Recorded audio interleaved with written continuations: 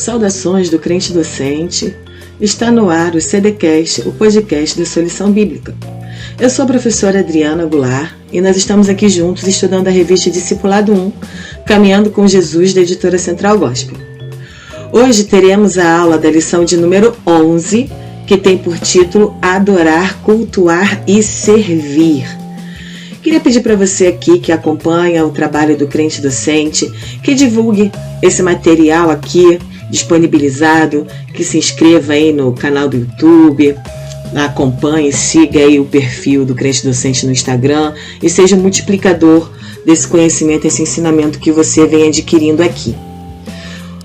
Já te agradeço desde já pela sua companhia, obrigada por estar aqui aprendendo com a gente e vamos juntos aí para mais uma lição e uma porção da Palavra de Deus. Bom, como a gente já leu aí, né, já deu para perceber pelo título, a gente vai falar um pouquinho do que é adoração à luz da Bíblia. Lógico que um podcast é pouco, né, são poucos minutos para a gente falar tudo que a Bíblia aborda sobre adoração, mas mantendo aqui o que a revista propõe, a gente vai abordar a adoração do ponto de vista de características que a gente precisa ter, que as pessoas que se envolvem, que se chegam a Deus através da adoração precisam apresentar. Uma delas é a santidade. Não existe, gente, adoração sem santificação, sem santidade. Isso é desde o início do culto lá no Antigo Testamento. Quando Deus ensina a Israel como deveria ser o culto, como deveria ser a adoração, isso envolve totalmente santidade.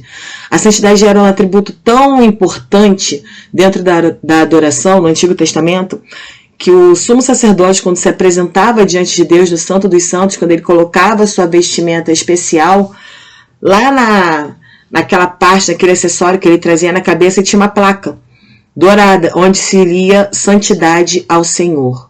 Sem santidade, ninguém verá a Deus. É o que a Bíblia diz lá em Hebreus 12:14. Segui a paz com todos e a santificação, sem a qual ninguém verá a Deus. Adorar envolve ser santo, e o ser santo é ser separado. Não tem como a gente dissociar a vida do culto. É uma frase que eu gosto muito do pastor Hernandes Dias Lopes, que ele usa no livro dele chamado Com Jesus na Escola da Vida, quando ele vai falar da adoração de Caim e da adoração de Abel. E aí a gente aproveita e pega um outro gancho também, que envolve a adoração, uma outra característica que envolve aí um verdadeiro adorador, que é a humildade. Não adianta chegar diante de Deus com soberba, não adianta você ser uma pessoa arrogante fora da igreja e querer adorar a Deus dentro da igreja. Não adianta você ser soberbo, tratar os outros mal no seu ambiente de trabalho, ser grosseiro com seus familiares e levantar a mão dentro da igreja achando que isso é adoração a Deus. E aí eu volto à frase do pastor Hernandes Dias Lopes. Não é possível dissociar a oferta do culto. Talvez Caim não tinha entendido isso. Não tenha entendido isso, né? Consertando aqui. E por isso a oferta dele não foi aceita como foi aceita a de Abel.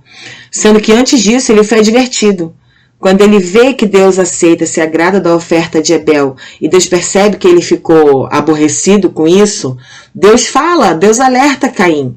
Deus dá as instruções que ele precisava ter para oferecer uma oferta agradável diante de Deus, mas Caim resolve escolher o caminho da rebeldia.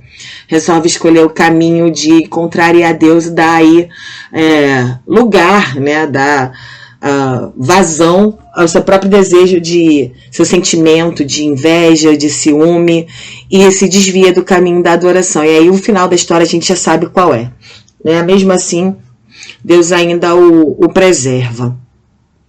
A Bíblia vai dizer também, e o pastor Silas fala muito, uma frase ligada a esse texto, que Deus procura os verdadeiros adoradores, que o adorem em espírito e em verdade.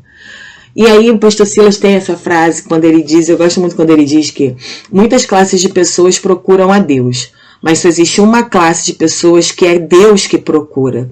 E essa classe de pessoas são justamente os verdadeiros adoradores. Quando Jesus diz essa frase, ele só diz essa frase uma vez nos evangelhos, na Bíblia inteira. Ele diz isso a uma mulher que vivia à margem da sociedade por ter uma vida desregrada, uma vida que não era condizente com os padrões morais da época, com os padrões morais das próprias escrituras. Uma mulher que já teve 5 maridos, tinha tido 5 maridos e uma o homem que vivia com ela não era marido dela, e Jesus sabia disso. Por conta disso, ela vivia meio marginalizada, meio à par da sociedade. Ela ia buscar água quando ela encontra com Jesus, no horário que não era o horário que as mulheres iam ao poço tirar água. Só que ela vai lá e encontra, como diz o próprio Jesus, a água da vida. E ela, quando chega lá para falar com Jesus, mesmo sendo essa mulher que vivia uma vida errada diante de Deus, mesmo vivendo uma vida de pecado, talvez uma vida desregrada, a Bíblia não dá detalhes sobre o porquê dessa mulher viver desse jeito, mas o fato é que ela vivia. E era marginalizada, discriminada até por isso, talvez pelas outras mulheres, pela sociedade. A Bíblia não entra muito em detalhes. Mas o que a gente pode aprender com essa mulher é que mesmo assim, mesmo vivendo de uma maneira equivocada, ela era alguém sedenta por adoração. Ela era alguém que queria talvez acertar. Alguém que queria encontrar o caminho certo. Tanto que é ela que puxa o assunto de adoração com Jesus. Não é Jesus que começa a falar de adoração. Quando ela descobre que Jesus é um judeu e que mesmo ele sendo um judeu, ele decide falar com uma mulher, e mais ainda, além de falar com uma mulher samaritana, porque os judeus e os samaritanos não se davam bem. E aí ela fala assim, vê que Jesus é judeu, reconhece nele a autoridade que ele tinha. E aí ela pergunta, mas vocês dizem que a gente tem que adorar no monte tal. E os nossos pais samaritanos dizem que a gente tem que adorar em outro monte. Afinal de contas, onde é que a gente tem que adorar? É ela que expõe a Jesus a curiosidade, o desejo por adoração.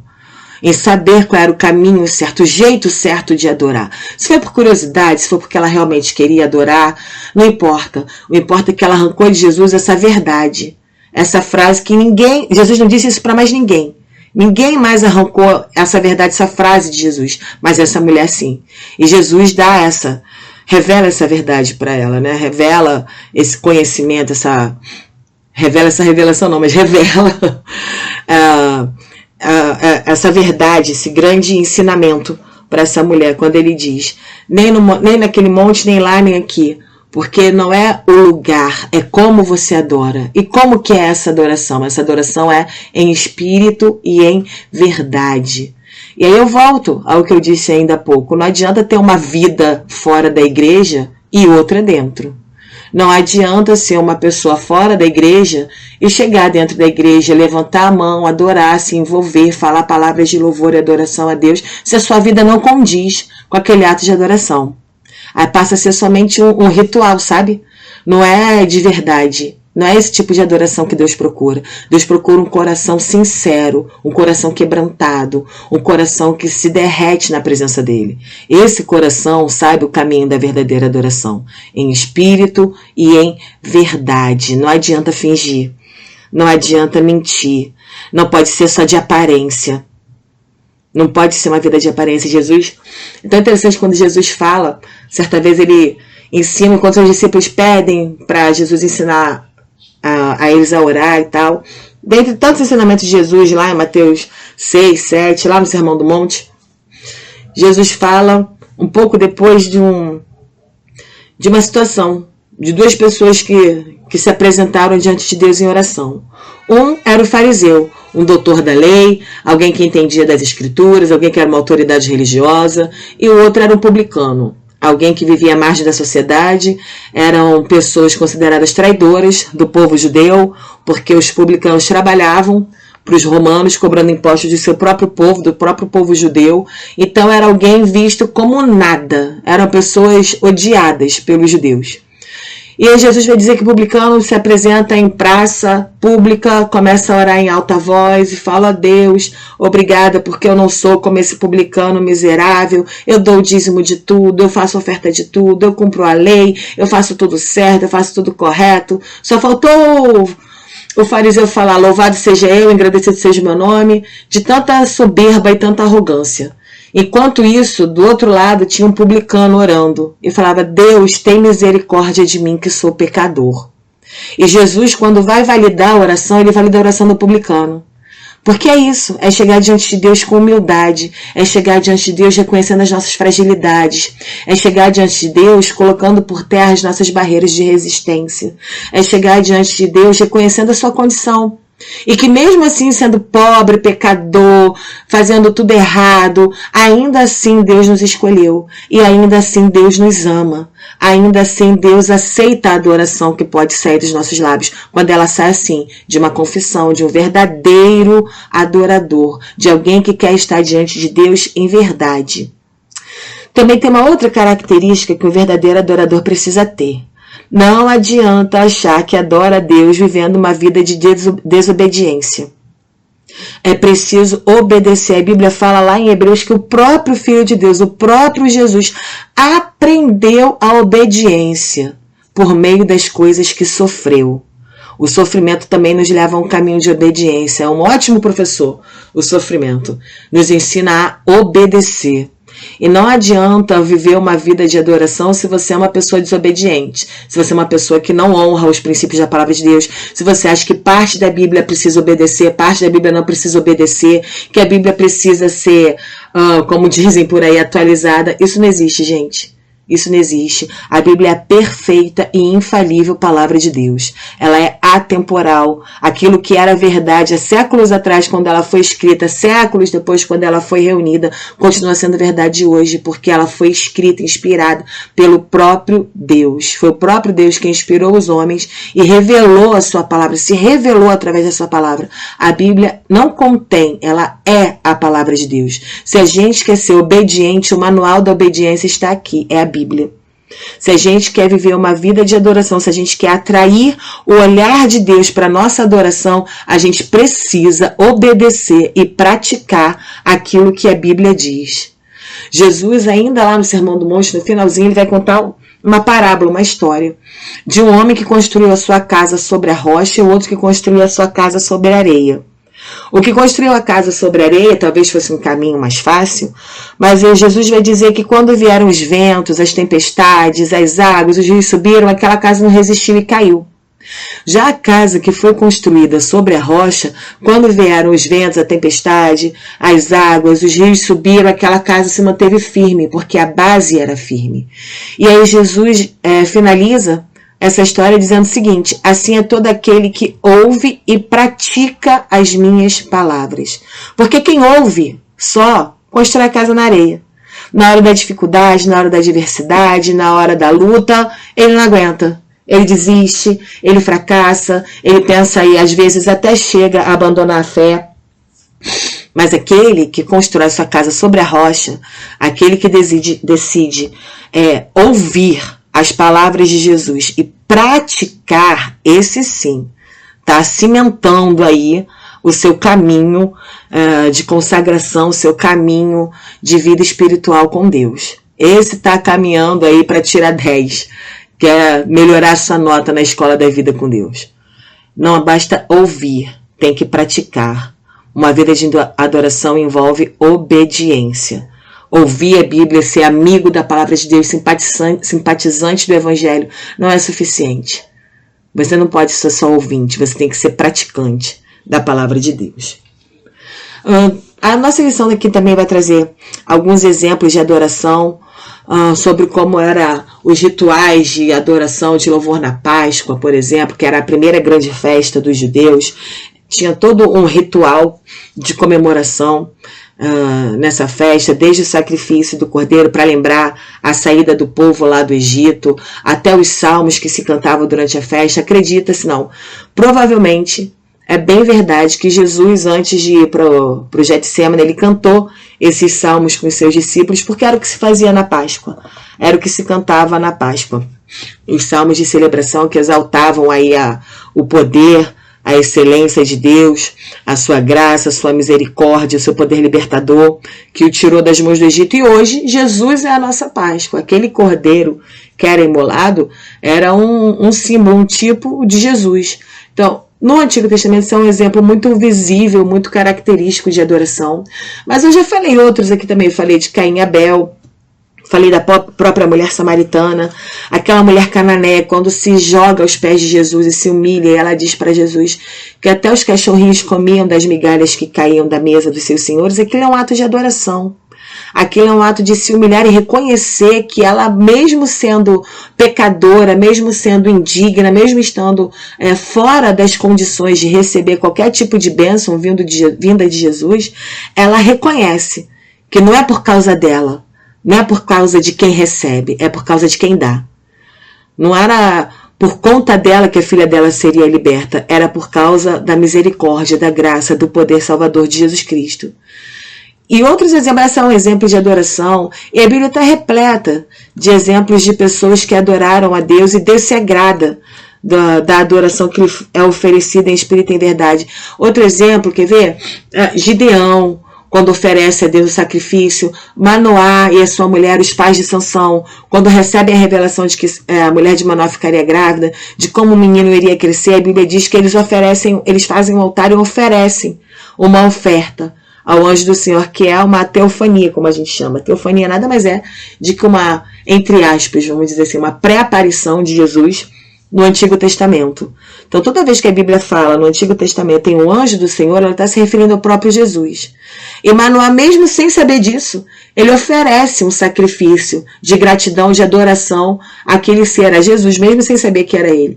E a Bíblia diz que o anjo do Senhor, ele sobe, ele vai ao céu na fumaça daquela oferta, na fumaça daquele ato de adoração. Então, Deus se agrada de ofertas que o adoram, que o louvam, que o exaltam, que reconhecem, que são gratos, que reconhecem o seu poder, a sua soberania, e lhes são agradecidos também. Outra característica muito importante de um coração adorador é um coração agradecido, que também está ligado à soberba, né? O soberbo ele não sabe agradecer, mas o humilde sabe, o obediente sabe. E se tem um tipo de gente que Deus trata de longe, se tem uma classe de pessoas que eu acho que Deus nem gosta, pelo menos ele não se agrada, é o soberbo. Se tem uma característica no ser humano que Deus pode abominar, é o soberbo. Então, chegar diante de Deus com soberbo, ou ter uma vida arrogante, fora das quatro paredes da igreja, chegar diante de Deus no domingo, levantar a mão, e porque está cantando hino, está cantando louvor, achar que está tudo ok, não tá. Não tá. É preciso rever isso. Para encerrar, meus amigos, para a gente ir aqui para o finalzinho da nossa lição, outras duas formas de adoração que a gente pode separar aqui, além da oferta, né, além de ter uma vida de santidade, uma vida de obediência, uma vida de com um coração verdadeiro diante de Deus. Outras duas maneiras de adorar a Deus são o louvor e o serviço. O louvor é isso que eu estou falando aqui agora, a gente levantar a mão na igreja, cantar uma canção de amor para Deus, cantar palavras que o exaltem, que elogiem a Deus, que demonstrem a nossa gratidão, que digam o quanto Ele é santo, o quanto Ele é bom, o quanto Ele é maravilhoso, o quanto nós somos agradecidos, o quanto nós o amamos. Isso é louvor. Mas o louvor é uma das manifestações da adoração, não é a única. Não é? Volto à frase do pastor Hernandes Dias Lopes. Não adianta dissociar, não é possível dissociar a vida do culto. Esse louvor só é válido diante de Deus como adoração quando a sua vida também é. Não só as suas palavras, não só o que você diz, mas também o que você faz. Louvar a Deus, o louvor, ele eleva a nossa alma, eleva o nosso espírito, o louvor nos conecta com Deus. O pastor Silas tem uma outra coisa interessante também, ele diz uma outra frase muito interessante, louvar o que a gente vai levar da terra para a eternidade. Se a gente não consegue adorar a Deus em 2 horas de culto, o que a gente vai fazer na eternidade? Se a gente fica dentro do culto, eu lembrei de uma coisa que agora eu vou falar. A gente fica dentro do culto e não consegue largar o celular. A gente fica dentro do culto, no culto de adoração a Deus, mas não larga o WhatsApp, não larga o Instagram, não larga as redes sociais. Qualquer coisinha quer filmar, quer compartilhar, quer postar na hora, quer causar a gente. Se a gente não consegue durante 2 horas se concentrar num culto, volta à frase do pastor Silas, o que vamos fazer na eternidade? Como que você vai passar essa eternidade de adoração diante de Deus? Aqui na terra, a gente escolhe onde vai passar a eternidade. E aqui a gente se prepara para ela. Se em 2 horas dentro do templo a gente não consegue adorar a Deus, quem dirá no céu, onde a gente for estar com Jesus, onde Ele estiver e nós estivermos com Ele, o que a gente vai fazer? Se a gente não consegue adorar por 2 horas. É para a gente rever. Né? É lógico que tem uma emergência, qualquer coisa, você vai olhar, sei lá, você vai atender. Eu, por exemplo, às vezes estou na igreja e minha filha está em casa, meu marido está trabalhando. Óbvio que se meu marido me ligar, minha filha me ligar, eu vou atender, não é disso que eu estou falando. Se eu receber uma mensagem importante de trabalho, ou de um familiar meu, da minha mãe, do meu pai, da minha sogra, óbvio que eu vou sair do culto e vou atender, como eu sairia de um cinema, como eu sairia de um lugar de teatro, não vou atender dentro do culto, vou sair, vou atender, ver qual é a emergência e voltar para o meu culto. Eu estou falando de gente que não larga o celular durante o culto inteiro. E não pensem que é adolescente, que é criança, não. Eu estou falando da gente, de adulto. É adulto. O adolescente e a criança eles estão aprendendo. O pior é o adulto. Então, assim, é uma postura que a gente precisa rever. Como é que a gente fala que adora a Deus, Espírito e verdade, que a gente está ali se conectando a Deus e a gente não consegue se desligar, se descolar da nossa vida cotidiana um pouquinho. A gente tem tantas demandas no nosso dia a dia. Às vezes a gente está ali na igreja por 2 horas num dia, às vezes só consegue ir no domingo, consegue ir um culto durante a semana. Vamos aproveitar esse tempo que a gente está no culto, gente. Vamos aproveitar esse tempo que a gente está lá dentro do templo, para se conectar, se desligar das coisas do mundo, se desligar das preocupações do dia a dia, entregar aquele tempo ali para Deus de verdade, oferecer a Deus o nosso tempo, oferecer a Deus a nossa mente, o nosso pensamento, os nossos sentimentos. Ainda que você esteja cansado, dê a Deus ali dentro do culto um tempo de qualidade. Vamos tentar apresentar a Deus um culto verdadeiro, um culto que Ele se agrade, um culto racional. E não os poucos minutos, as poucas horas que a gente passar ali dentro, dividir a nossa atenção com Deus e o celular, com Deus e as redes sociais. E o que eu estou dizendo assim, que as pessoas não estão vendo nenhuma coisa importante, é uma coisa banal. E às vezes as pessoas, em vez de aproveitarem, de estarem adorando, de estarem ali desfrutando da presença de Deus, não, tem que filmar.